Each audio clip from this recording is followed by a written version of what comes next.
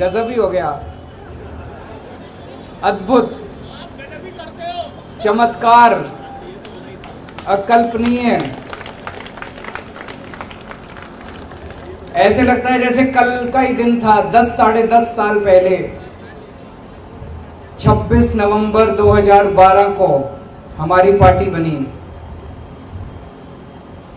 तब तो किसी ने सोचा भी नहीं था कि एक एमएलए भी बन पाएगा। ये भी उम्मीद नहीं थी कि एक एमएलए बनेगा।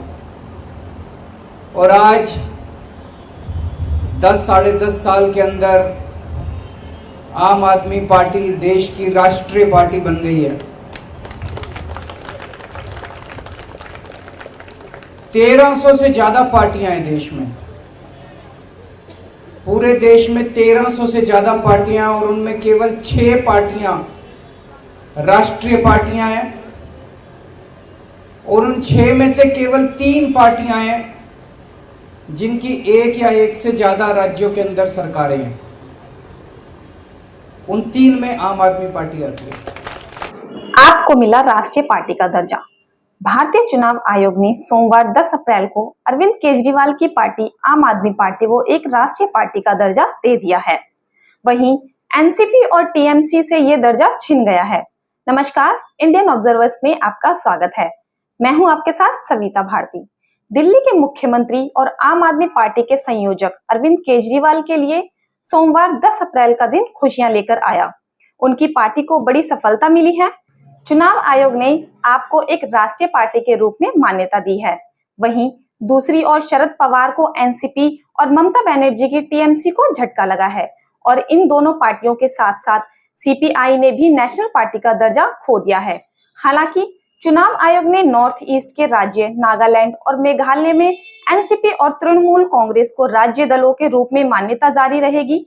चुनाव आयोग ने सोमवार को जारी अपने आदेश में तेलंगाना में बीआरएस सहित कई राजनीतिक दलों की राज्य पार्टी की स्थिति को भी रद्द कर दिया है, जबकि टिपरा मोथा को मान्यता प्राप्त राज्य राजनीतिक दल का दर्जा दिया है। वहीं लोक जनशक्ति पार्टी को राज्य स्तर की पार्टी का दर्जा मिला है।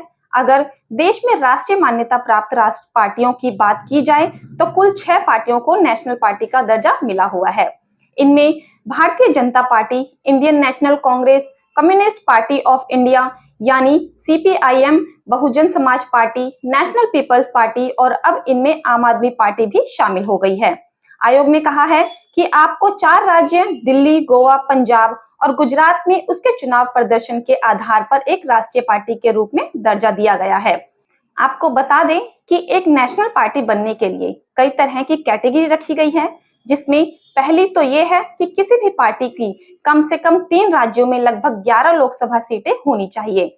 इसके अलावा एक कैटेगरी ये भी है कि अगर कोई पार्टी 4 राज्यों में राज्य पार्टी की कैटेगरी में शामिल हो जाती है तो उसे मान्यता मिल जाती है। अब राज्य पार्टी की कैटेगरी में शामिल होने के लिए पार्टी को एक राज्य के विधानसभा चुनाव में 6% वोट या 2 सीटें निकालनी होती है। अगर उसका वोट 6% से कम है तो सीटों की संख्या 3 होनी चाहिए। जब किसी पार्टी को राष्ट्रीय पार्टी का दर्जा मिल जाता है तो उसे भारत के चुनाव आयोग की तरफ से दिल्ली में केंद्रीय दफ्तर खोलने के लिए चुनाव आयोग या तो कोई बिल्डिंग देता है या फिर जमीन देती है।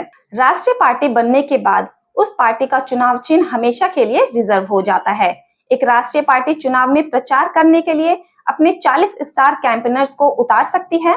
इसका खर्चा उम्मीदवारों के खर्च से बाहर होता है।